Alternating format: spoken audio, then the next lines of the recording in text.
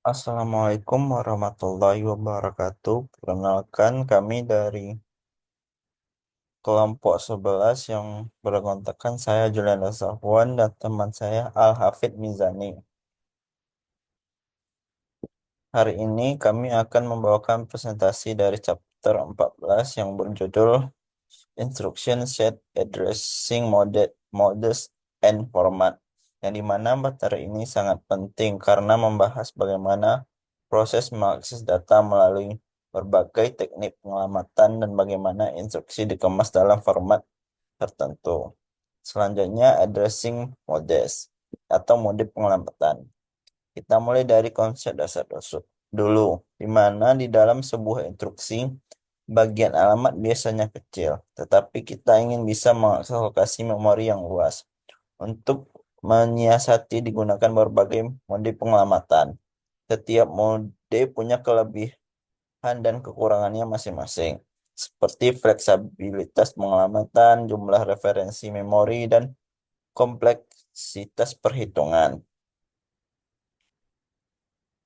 Selanjutnya ada gambar 14 atau titik satu atau notasi, di mana di slide ini dijelaskan notasi yang akan digunakan, yang dimana adalah A adalah isi dari address field dalam instruksi, R adalah isi dari register, EA adalah effective address atau alamat sebenarnya dari data, X adalah artinya isi dari lokasi X. Notasi ini akan sering kita temui di mode berikutnya.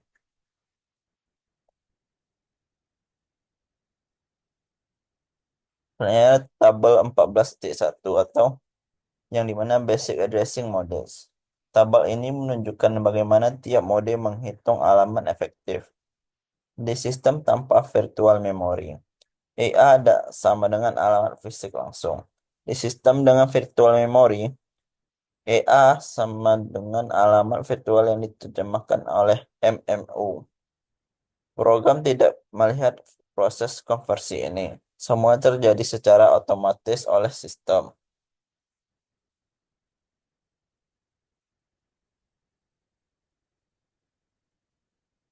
Selanjutnya, immediate addressing atau penanganan segera. Mode ini paling sederhana.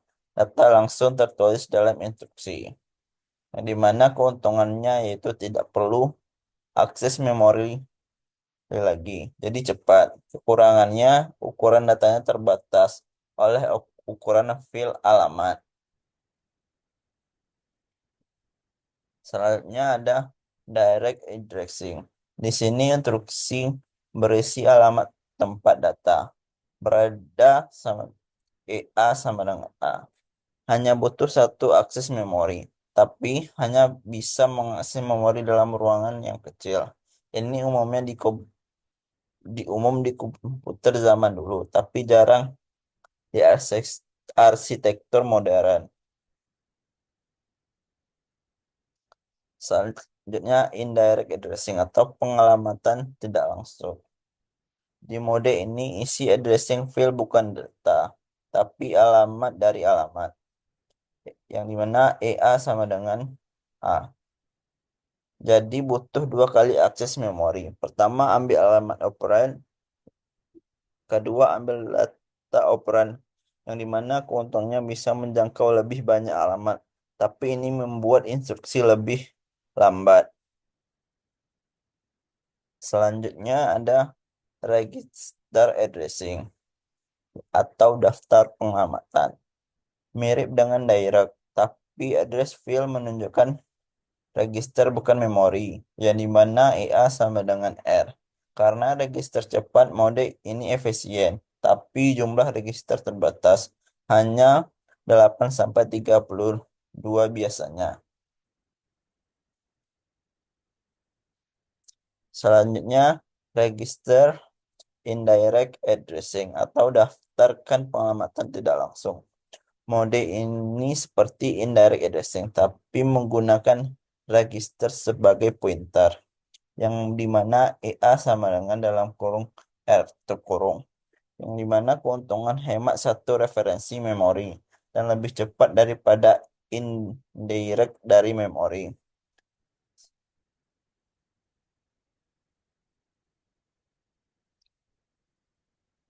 Selanjutnya ada displacement addressing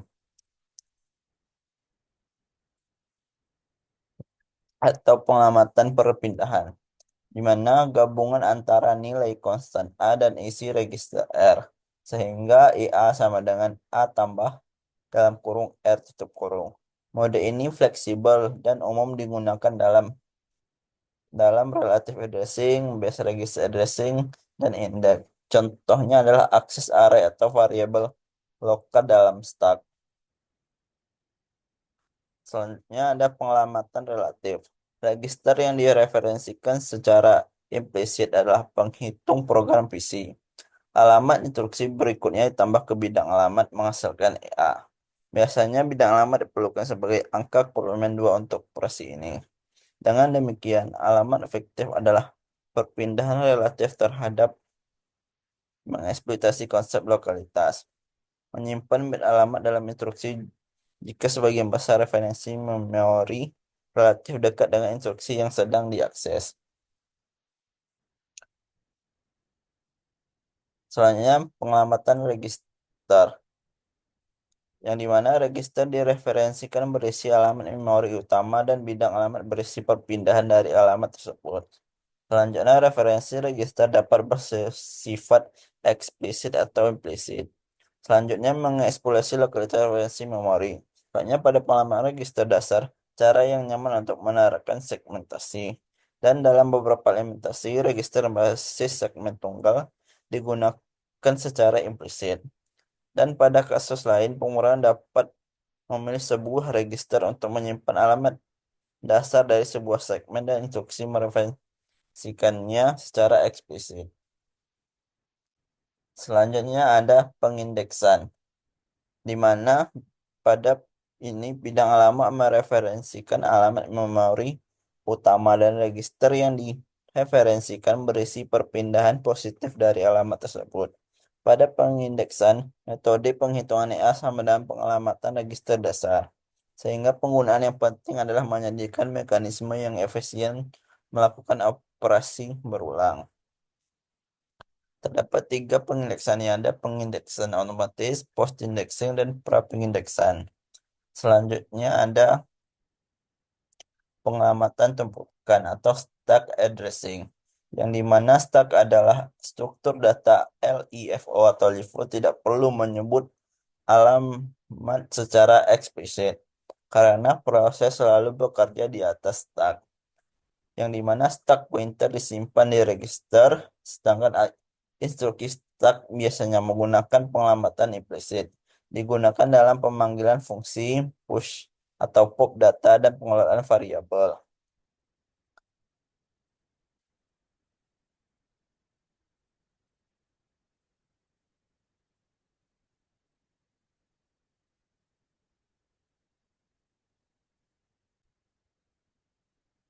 Kan ada mode pengelamatan X86, yang dimana di X86 EA bisa dihitung dengan rumus EA sama dengan A tambah dalam kurung B tutup kurung tambah I kali S, yang dimana B sama dengan base register I index register S scaling factor. Ini membuat pengelamatan sangat fleksibel, cocok untuk struktur data kompleks. Selanjutnya ada RMM index method, di mana RMM hanya menggunakan load atau store untuk akses memori, yang dimana terdapat 3 metode pengindeksan. Yang pertama ada offset, yang dimana pada offset tambahkan offset ke register dasar. Selanjutnya yang kedua pre-index, di mana tambahkan offset dan simpan hasil register dasar. Yang ketiga ada post-index, pakai alamat dasar dulu baru tambahkan offset. Semua metode ini cocok untuk pengolahan array atau pointer.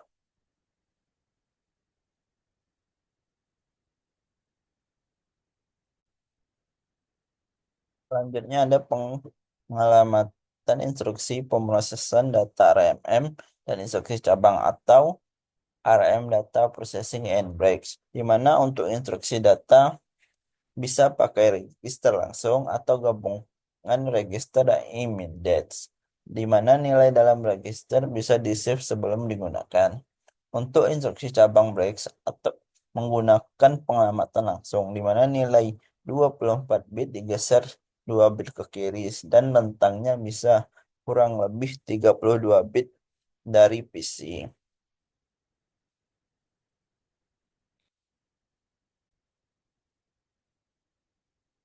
Selanjutnya ada ARM, ARM load atau store multiple, yang dimana instruksi ini memungkinkan memuat atau menyimpan beberapa register sekaligus, yang dimana ada 4 mode pengamatan: increment after atau before, decrement after atau before. Register bernomor rendah disimpan di alamat rendah.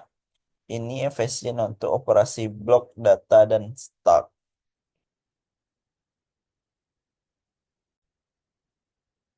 Selanjutnya, format instruksi akan dijelaskan oleh teman saya.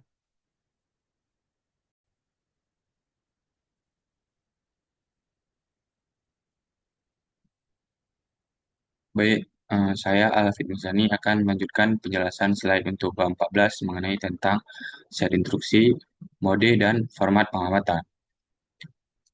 Jadi, untuk slide selanjutnya itu ada format instruksi.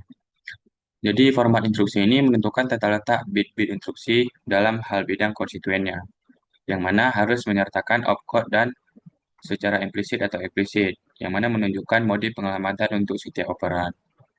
Kemudian juga untuk sebagian besar set instruksi, lebih dari satu format instruksi yang digunakan. Kemudian selanjutnya ada panjang instruksi. Jadi panjang instruksi ini merupakan masalah desain yang paling mendasar, yang mana pada panjang instruksi tersebut mempengaruhi dan dipengaruhi oleh ukuran memori, organisasi memori, struktur bus, kompleksitas prosesor, dan kecepatan prosesor. Kemudian pada panjang instruksi ini harus sama dengan panjang transfer memori atau salah satunya harus kelipatan dari yang lain. Dan juga harus berupa kelipatan dari panjang karakter yang biasanya 8 bit dan dari panjang angka titik tetap. Kemudian selanjutnya ada alokasi bit. Jadi pada alokasi bit itu terdapat beberapa faktor yang mempengaruhi eh, faktor kinerja yang akan digunakan untuk menentukan penggunaan bit pengamatannya.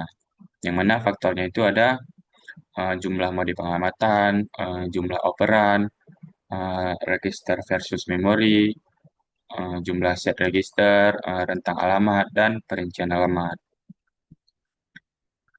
Kemudian selanjutnya ada gambar 14.5, format instruksi PDP-8. Jadi,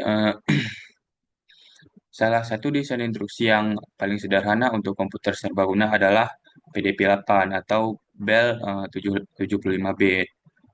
PDP-8 ini menggunakan instruksi 12 bit dan beroperasi pada kata 12 bit, yang mana terdapat satu register tujuan umum, yaitu akumulator. Jadi,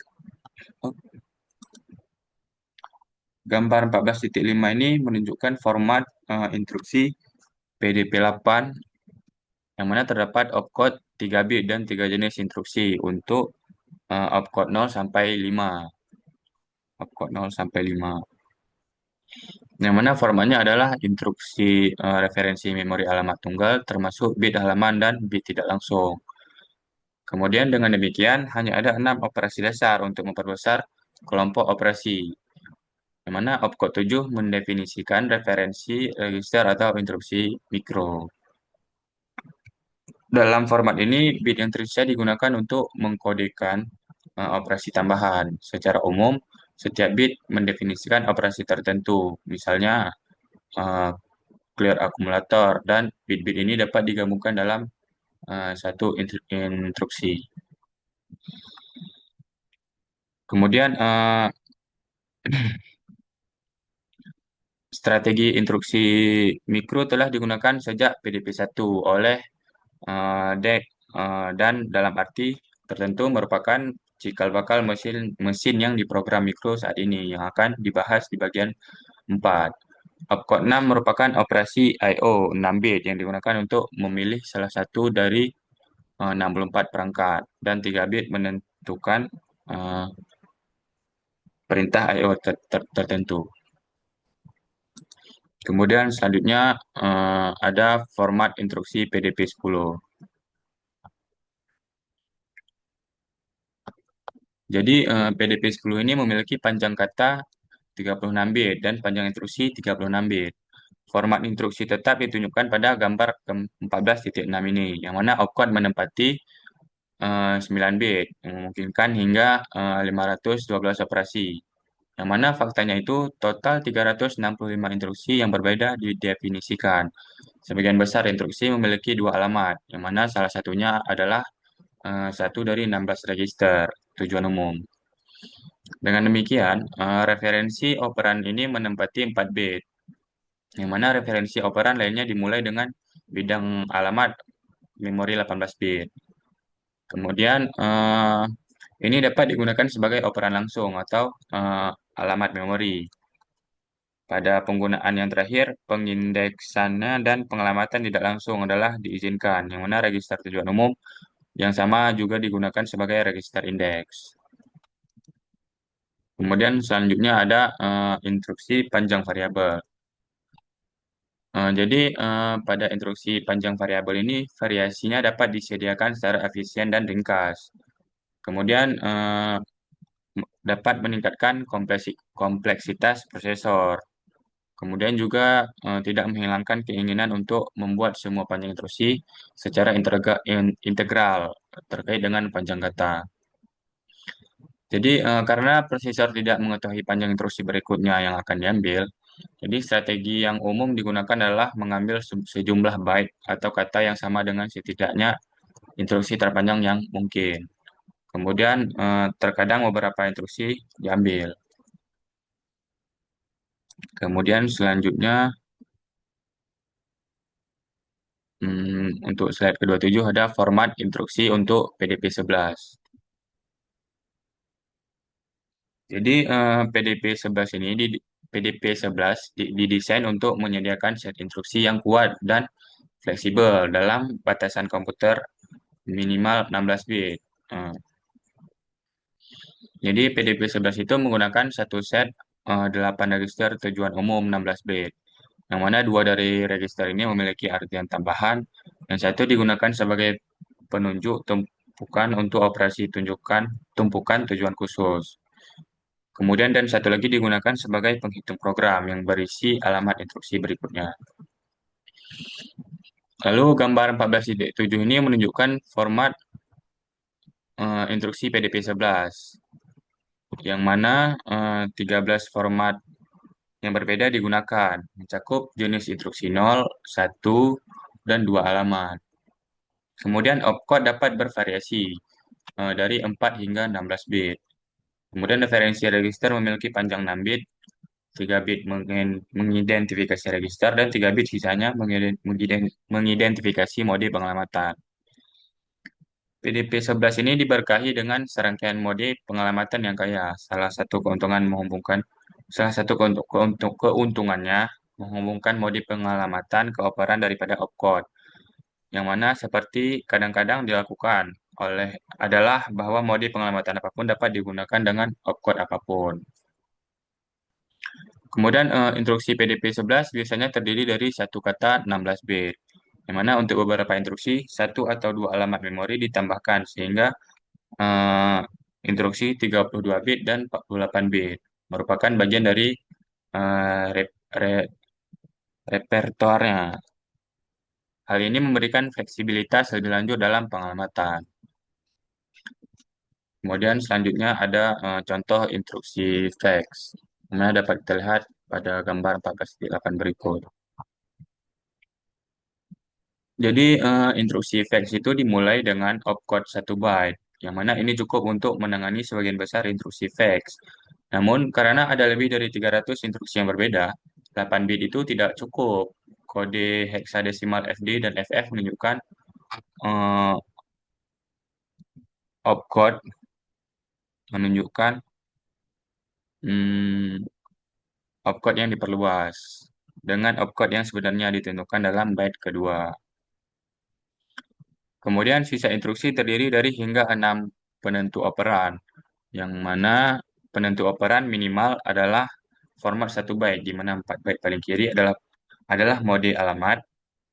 Satu-satunya pengecualian untuk aturan ini adalah mode literal, yang mana ditandai dengan pola 00 pada 2 byte paling kiri.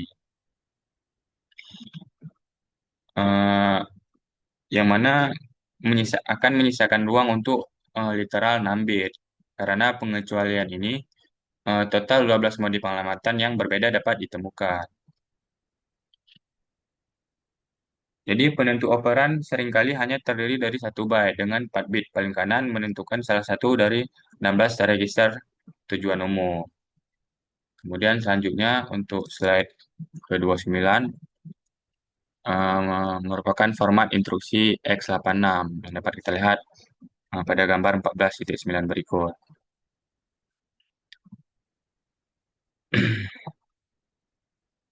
Jadi X86 ini dilengkapi dengan berbagai format instruksi. Yang mana dari semua elemen yang dijelaskan pada subbab ini, hanya field opcode yang selalu ada. Kemudian pada gambar 14.9 ini dapat kita lihat bahwa ia mengilustrasikan format instruksi secara umum, di mana instruksi terdiri dari 0 sampai 4 prefiks instruksi opsional, di mana sebuah opcode 1 atau 2 byte, sebuah penentu alamat opsional yang terdiri dari byte, mod R atau M, dan byte scale index base, sebuah perpindahan opsional, dan sebuah bidang immediate opsional.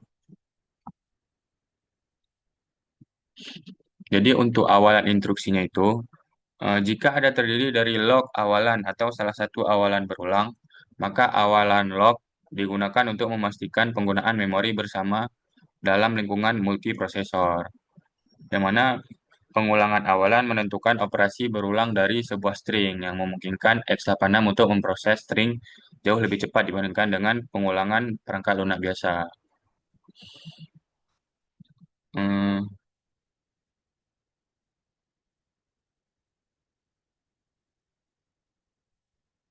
Kemudian ada 5 pengulangan yang berbeda, yang mana eh, awalan rep, rep, repeat, reps, dan readme, dan revision.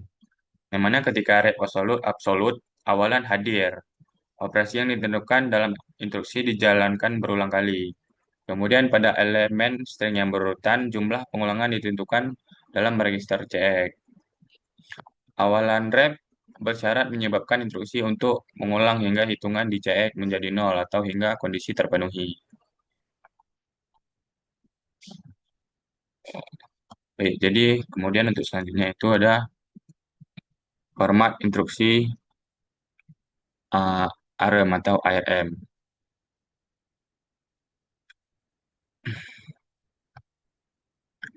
Jadi semua instruksi dalam uh, arsitektur ARM memiliki panjang 32 bit dan mengikuti format reguler, yang mana pada gambar 14.10 ini 4 bit pertama dari sebuah instruksi adalah kode kondisi, seperti yang telah dibahas dalam bab 13 sebelumnya, yang mana hampir semua instruksi ARM dapat dieksekusi secara bersyarat. Kemudian, 3 bit berikutnya menentukan jenis instruksi secara umum untuk sebagian besar instruksi selain instruksi cabang. 5 bit berikutnya merupakan opcode dan atau pengubah bit untuk operasi. Sisa 20 bit untuk pengamatan operan. Biasa struktur format instruksi memudahkan pekerjaan unit penguraian instruksi. Kemudian slide selanjutnya, yakni contoh penggunaan konstanta konstanta langsung ARM atau ARM.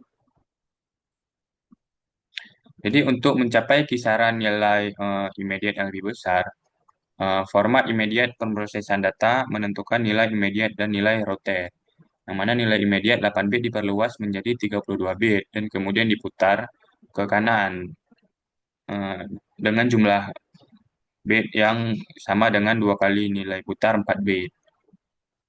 Beberapa contohnya dapat kita lihat pada gambar 14.11 berikut. Kemudian selanjutnya ada set instruksi jempol atau set instruksi thumb.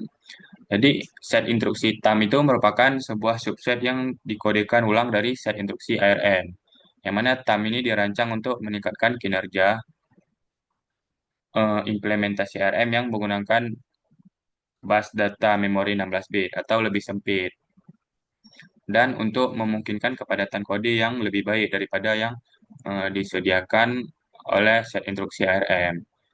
Jadi set instruksi thumb ini berisi subset set instruksi ARM 32 bit yang dikodekan ulang menjadi instruksi 16 bit.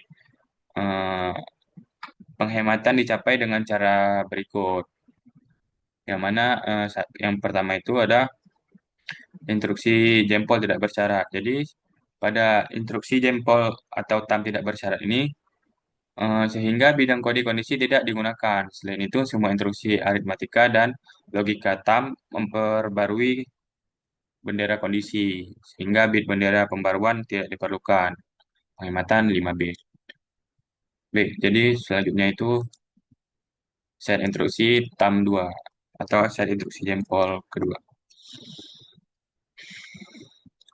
Jadi pada set instruksi thumb 2 ini satu-satunya set instruksi yang tersedia pada produk microcontroller Cortex-M, yang mana merupakan penyempurnaan besar pada arsitektur set instruksi thumb eh, ISA, yang mana pada set instruksi thumb atau ISA ini memperkenalkan instruksi 32 bit yang dapat dicampur secara bebas dengan instruksi thumb 16 bit yang lebih lama.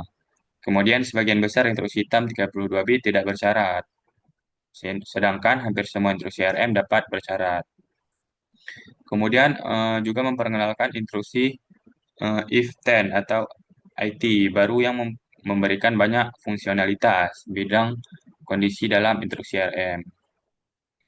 Kemudian set instruksi thumb 2 ini juga menghadirkan kepadatan kode secara keseluruhan yang sebanding dengan thumb bersama dengan tingkat kinerja yang terkait dengan RM GSA. Sebelum TAM 2, pengembangan harus memilih antara TAM untuk ukuran dan RM untuk performanya. Kemudian selanjutnya ada gambar 14.13 pengkodian TAM 2.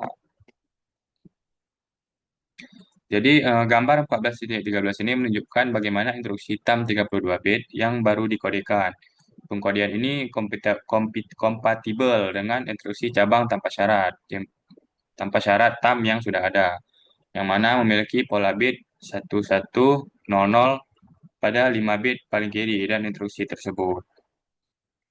Tidak ada instruksi 16 bit lainnya yang dimulai dengan pola 111 pada 3 bit paling kiri, sehingga bit pola 11101, 1110 dan 1111 menunjukkan bahwa ini adalah instruksi TAM 32 bit.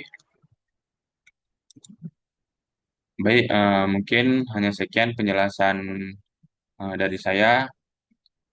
Maka dengan berakhirnya penjelasan dari saya, maka berakhir juga penjelasan slide untuk bab 14 dari kelompok kami. Mungkin hanya sekian, saya akhiri. Eh, Wassalamualaikum warahmatullahi wabarakatuh. Oke, selanjutnya masuk ke sesi pertanyaan yang dimana saya akan menjawab 5 pertanyaan yang telah diajukan oleh kawan-kawan. Pertanyaan pertama ada dari Muhammad Agil pada halaman ke-7. Pertanyaannya, mengapa indirect addressing memerlukan 2 kali akses memori dan bagaimana cara kerjanya dalam menentukan effective address atau EA? Jawabannya, pertama, karena proses mengakses alamat yang tertulis di instruksi, misalnya A, untuk mengambil alamat sebenarnya EA. Yang kedua, proses menggunakan EA tersebut untuk mengambil data operate dari memori. Oke, selanjutnya pertanyaan kedua dari Raudatul Jannah pada halaman keempat. Yang dimana apa fungsi dari mode pengelamatan dalam sistem komputer dan bagaimana mode pengelamatan register indirect bekerja. Jadi saya akan menjawabnya yang dimana mode pengelamatan berfungsi untuk yang pertama menentukan lokasi operate atau data yang akan diproses dalam instruksi. Yang kedua, memberi fleksibilitas dalam cara prosesor mengakses data langsung melalui register atau melalui alamat memori. Yang ketiga, mendukung efisiensi pemrograman seperti pengolahan array, stack, dan prosedur. Yang dimana cara kerja mode pengelamatan register indirect pada register indirect addressing instruksi menunjukkan ke register yang berisi alamat operand, yang mana rumusnya EA sama dengan R, yang dimana R adalah register dalam kurung R artinya isi dari register R adalah alamat operand. Yang langkah kerjanya, yang pertama CPU membaca isi register R, dan yang kedua nilai dari register R dianggap sebagai alamat memori. Yang ketiga, CPU mengambil data operand dari alamat tersebut. Selanjutnya ada pertanyaan dari Ibrahim Ardan pada halaman kedua atau yang ketiga. Apa yang dimaksud dengan addressing mode dalam arsitektur komputer? Jadi, addressing mode adalah teknik penting agar CPU dapat mengakses data dengan beragam cara tergantung kebutuhan program dan efisiensi sistem. Selanjutnya ada pertanyaan dari Alice Paraswibowo pada halaman kelima. Jelaskan mode segera dan mode tidak langsung. Jadi mode segera atau immediate addressing adalah operan langsung tertulis dalam instruksi. Cepat, tidak perlu akses memori. Contohnya move A pagar 5 yang langsung dikasih A diisi ke 5. Selanjutnya ada mode tidak langsung atau indirect addressing. Instruksi menunjuk adalah instruksi menunjukkan ke alamat yang berisi alamat data atau butuh dua kali akses memori. Yang contohnya EA sama dengan dalam kurung 300 tutup kurung, yang dimana ambil data dari alamat yang simpan di alamat 300. Selanjutnya, pertanyaan terakhir ada dari Rahmat Sultan pada halaman ke-7. Apa kelebihan penggunaan metode pengelamatan tidak langsung pengelamatan kelebihan penggunaan metode pengelamatan tidak langsung dalam ruang ruang atau alamat memori. Jadi, kelebihan dari penggunaan pengelamatan tidak langsung adalah yang pertama memperluas ruang alamat memori. Karena alamat akurat disimpan di memori, maka jumlah alamat yang bisa diakses menjadi jauh lebih besar dibanding direct addressing. Yang kedua, fleksibel untuk struktur data. Contoh cocok untuk mengakses data dinamis seperti array, linked list, atau pointer. Yang ketiga, mendukung program modular dan dinamis, yang dimana memungkinkan pemrosesan data yang alamatnya bisa berubah saat program berjalan runtime. Sekian dari pertanyaan yang saya jawab. Selanjutnya akan dilanjutkan oleh teman saya. Baiklah, saya akan melanjutkan sesi jawab pertanyaan dari kelompok 11. Jadi yang pertama itu saya akan menjawab pertanyaan dari M. Dava Zainata Bahri pada slide 25. Jadi pertanyaannya itu mengapa instruksi dengan panjang variabel dapat meningkatkan kompleksitas prosesor? Jadi jawabannya instruksi dengan panjang variabel meningkatkan kompleksitas prosesor karena prosesor harus menentukan batas setiap instruksi secara dinamis saat melakukan fetch dan decode.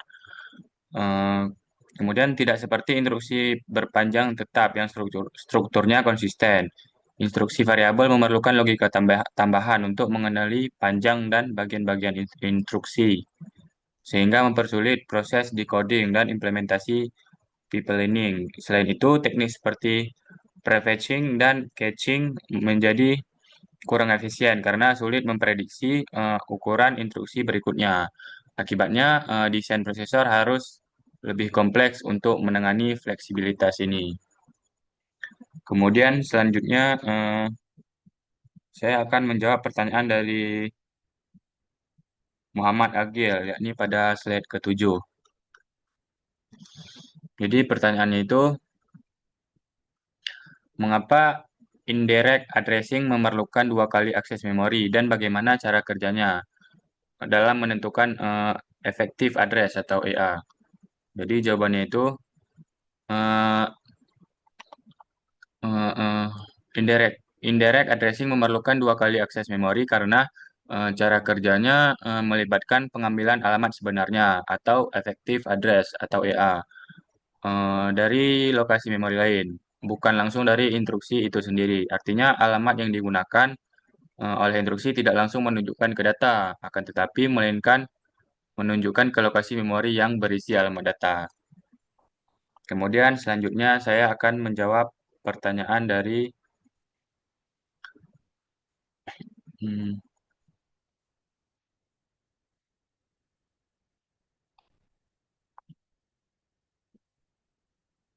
dari Miss Bahus Sudur pada slide ke-12. Jadi pertanyaan itu, eh, apa perbeda apa perbedaan antara referensi register eksplisit dan implisit dalam eh, im- d- eksplisit dan implisit dalam base register addressing? Jadi jawabannya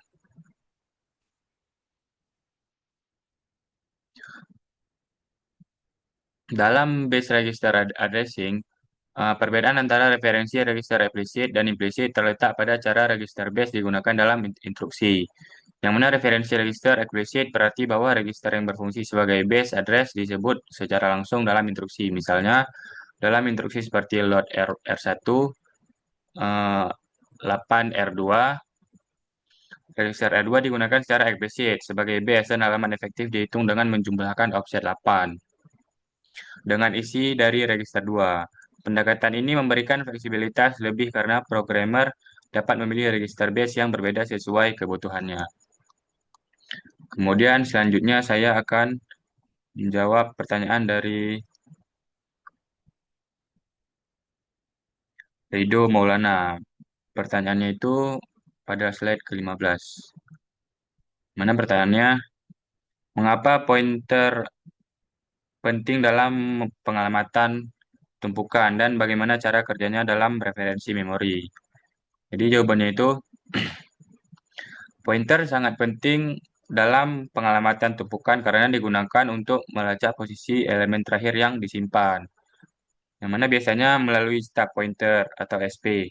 Stack bekerja dengan prinsip LIFO atau last in first out, sehingga setiap kali data ditambahkan atau push, pointer akan diperbarui untuk menunjukkan ke posisi baru, dan saat data diambil atau pop, pointer menunjukkan lokasi data terakhir. Dengan cara ini, pointer memungkinkan prosesor mengakses dan mengatur data ditumpukan secara efisien, terutama dalam pengelolaan pemanggilan fungsi, parameter, dan alamat pengembalian. Kemudian selanjutnya pertanyaan terakhir dari Aditya Prabowo pada slide ke-12. Pertanyaannya, bagaimana pengamatan relatif dapat meningkatkan efisien penggunaan memori dalam program besar? Jadi jawabannya itu, pengalamatan relatif dapat meningkatkan efisien penggunaan memori dalam program besar karena instruksi tidak menyimpan alamat absolut, melainkan menyimpan offset relatif terhadap register tertentu seperti program counter atau PC. Dengan cara ini, instruksi menjadi lebih ringkas karena hanya memuat selisih jarak, bukan alamat lengkap. Hal ini memungkinkan kode program menjadi lebih portable dan mudah dipindahkan ke lokasi memori yang berbeda tanpa perlu mengubah alamat-alamat di dalam instruksi tersebut. Baik, mungkin hanya sekian yang dapat saya jawab. Lebih dan kurang saya mohon maaf. Saya akhiri. Wassalamualaikum warahmatullahi wabarakatuh.